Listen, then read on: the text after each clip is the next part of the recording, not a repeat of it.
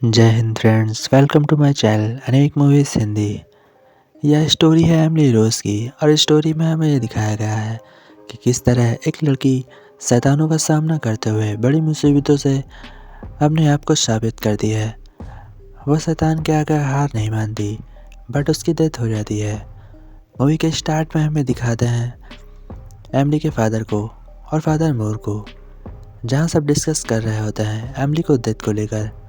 But तभी कल सुबह हमें दिखाया जाता है कि फादर को पुलिस पकड़ कर लेकर जा रही है। फादर को पुलिस इसलिए पकड़ कर लेकर जाती है क्योंकि एमिली का एक्सोर्सिज्म करते हैं और एक्सोर्सिज्म के दौरान एमिली की डेथ हो जाती है और उस डेथ का सारा श्रेय फादर को जाता है क्योंकि फादर ही उसका एक्सोर्सिज्म कर रहे होते हैं। इसी वजह से पुलिस फादर मोर को पकड़ लेती है और फादर को बचाने के लिए चर्च के कुछ बड़े लीडर्स एरिन से मिलने आते हैं।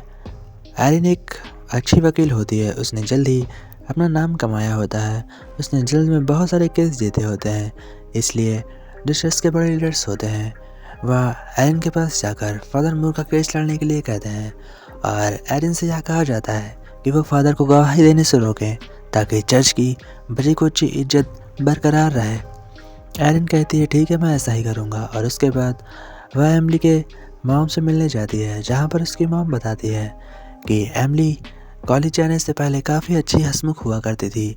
उसे एक स्कॉलरशिप मिली थी और इस स्कॉलरशिप के चलते वह शहर जाकर पढ़ना चाहती थी और वो भी एक टीचर बनना चाहती थी।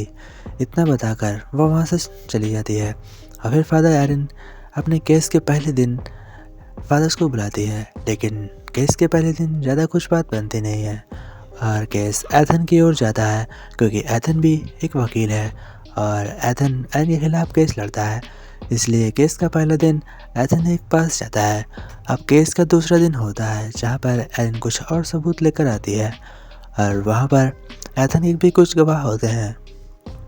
एथन वहाँ पर यह साबित करना चाहता था कि एमिली की डेथ फादर की वजह से हुई है क्योंकि फादर ने एक्सोर्सिज्म किया और उसे एमिली के डॉक्टर के हवाले नहीं किया। अगर डॉक्टर चाहते तो एमिली को बचा सकते थे। यह साबित कर वह फादर को जेल बचवाना चाहता था। तभी वह एमिली की कुछ तस्वीरें दिखाता है, जो कुछ तस्वीरें एमिली की एक पहले की तस्वीर होती है और एक्सोर्सिज्म के बाद की होती है, जहाँ पर यह साबित हो रहा था कि फादर की वजह से एमिली की डेथ हुई है। बट तभी वहाँ पर एक गवाह आता है और उस गवाह को पेश किया जाता है जो एरिन की तरह होता है। एरिन यह बताती है कि फादर की गलती नहीं थी, ऐसी कोई बीमारी थी नहीं जिसके डॉक्टर एमिली का इलाज कर एमिली को बचा सकते। उसके ऊपर कोई शैतानी ताकत थी जिस फादर ने बचाने की कोशिश की, पर शैतानी ताकत ज़्यादा होने की वजह से एमिली की डेथ हो गई। फिर हमें दिखाता है डॉक्टर को जिसने एमिली की पोस्टमार्टम रिपोर्ट कोर्ट को दी होती है और इसी वजह से सब डॉक्टर को सवाल पूछते हैं। डॉक्टर्स बताता है कि एमिली की डेथ फादर की वजह से हुई है क्योंकि एमिली को दिमागी बीमारी थी और उसे मिर्गी के दौरे पड़ते थे, इसी वजह से वह इस तरह का बिहेव करती थी। लेकिन फादर कहते हैं कि नहीं, उसके ऊपर शैतान था और उसे कोई भी पागल दिमाग मेंटली बीमारी नहीं थी। लेकिन फिर एरिन पूछती है डॉक्टर से कि आप क्या पक्का बता सकते हैं कि उसे मेंटली बीमारी थी, जहाँ पर डॉक्टर यह कहते हुए मना कर देते हैं कि शायद उसे ऐसा हो। इस वजह से केस एरिन की तरफ जाता है। फिर वहाँ से उसे छुट्टी मिल जाती है और कोर्ट एक और दिन की तारीख उसे दे देती है। जब एरिन घर पर आती है तो वह एमिली के बारे में कुछ पूछताछ करती है और पूछताछ के दौरान उसे जेसन नाम का एक लड़का मिलता है। जेसन एमिली का दोस्त होता है और जेसन एमिली की सभी बातें एरिन को बता देता है। वह बता देता है कि एमिली की बहुत ज़्यादा तबीयत ख़राब थी और एक रात मैं एमिली के घर गया था, लेकिन एमिली की तबीयत इतनी ज़्यादा बिगड़ गई थी कि मैं आप लोगों को क्या बताऊं। और वह एरिन से बताता है कि उसी रात मैंने उसे उसके डैड के घर छोड़ दिया था। नेक्स्ट डे हमें कोर्ट में दिखाते हैं जहाँ पर एरिन केस चलते हुए फिर सभी गवाहों को बारी बारी से कोर्ट में कटघरे में बुलाती है और सभी से सवाल पूछती है, लेकिन सभी कुछ उल्टा पुल्टा जवाब देते हैं और उनके उल्टे जवाब देने की वजह से एरिन बहुत मुसीबत में पड़ जाती है। वह केस हार रही होती है। इस वजह से वह अपने असिस्टेंट से कहती है कि किसी ऐसे डॉक्टर को ढूंढूं जो हमारी तरफ से गवाही दे और कोर्ट को यह बता सके कि यह सब सिर्फ और सिर्फ शैतान ने किया है। इस वजह से उसका असिस्टेंट एक नाम बताता है जो डॉक्टर अलानी का नाम होता है। डॉक्टर अलानी एक बहुत ही अच्छी डॉक्टर होती हैं और उन्हें साइंस के साथ साथ बहुत ही अच्छी शैतानों को भी नॉलेज होती है, क्योंकि वे अलग अलग देश में जाकर बहुत लोगों से मिल चुकी थी जिन्हें इस तरह की परेशानी होती थी। तभी जैसन को कटघरे में बुलाया जाता है और जैसन से पूछताछ की जाती है, जहाँ पर जैसन कोर्ट के सामने बताता है कि उसने क्या क्या देखा है और एमिली की तबीयत कितनी ज़्यादा बिगड़ी हुई थी। यह सब सुनकर सभी लोग बहुत ज़्यादा चौंक जाते हैं और फिर एरन एमिली के डैड को बुलाती है और उनसे पूछती है कि एमिली की तबीयत के बारे में हमें कुछ बताइए।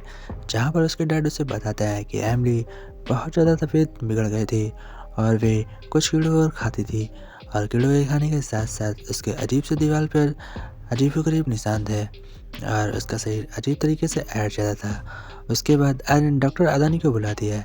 डॉक्टर रानी भी यह बताती हैं कि मैंने बहुत से ऐसे मरीज़ देखे हैं जो डॉक्टर के सोच से परे होते हैं और उनका इलाज सिर्फ और सिर्फ चर्च द्वारा ही किया जाता है, क्योंकि उनके ऊपर कोई नॉर्मल बीमारी नहीं बल्कि शैतानों का कब्जा होता है।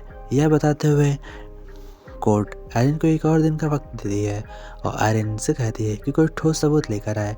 जहाँ पर आयरन फादर से मिलती है और फादर उसे बताते हैं कि उस दिन एग्जोरिज्म के दौरान मेरे पास एक टेप रिकॉर्डर था और वहाँ पर डॉक्टर मिलर भी थे। डॉक्टर मिलर एग्जोरिज्म के दौरान एमिली की जांच करने के लिए फादर के कहने पर उसके साथ होते हैं, लेकिन वो भी बहुत ज़्यादा डर जाते हैं और इलाज न देने की वजह से एमिली की डेथ हुई थी। फिर फादर कोर्ट पर अपनी गवाही देते हैं और उन्हें बताते हैं और अपना टेप रिकॉर्डर सुनाते हैं। टेप रिकॉर्डर में वो सारी रिकॉर्डिंग होती है जो एग्जोरिज्म करने के दौरान एमिली के मुंह से निकली होती हैं। उसमें लमसम 3 भाषाओं का अलग अलग बोलना होता है और एमिली किस तरह चिल्ला चिल्ला कर आवाज़ बदल कर बातें कर रही थी, यह सब उस टेप रिकॉर्डर में रिकॉर्ड होता है।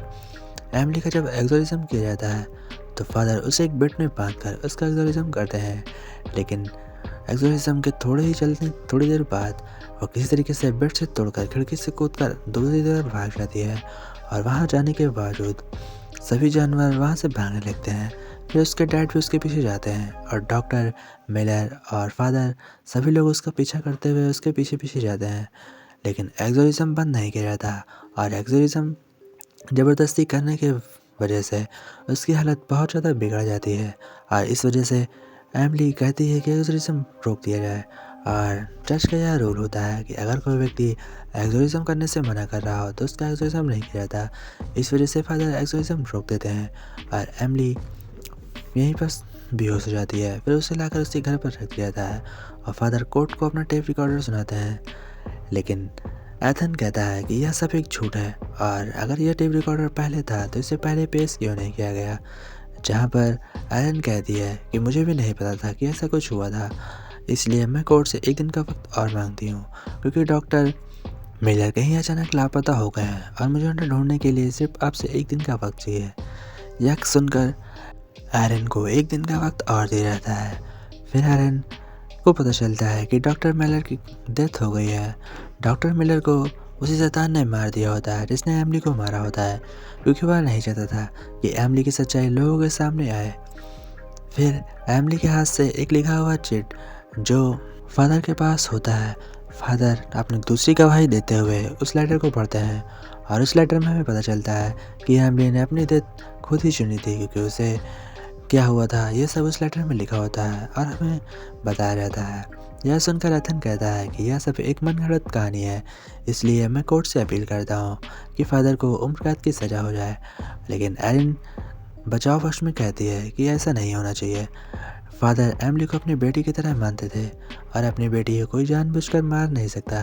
फादर ने वो सारी कोशिश की थी जिससे एमिली की जान बच सके, किंतु जो डॉक्टर दवा दे रहे थे उस डॉक्टर की वजह से एमिली की हालत बहुत ज़्यादा बिगड़ गई थी और इस वजह से फादर को कोई भी सज़ा नहीं होनी चाहिए।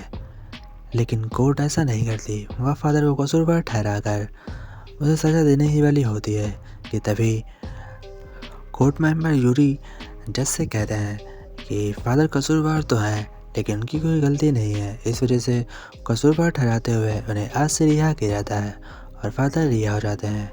मूवी यहीं पर एंड हो जाती है। आशा करते हैं आप लोगों को वीडियो अच्छी लगी होगी।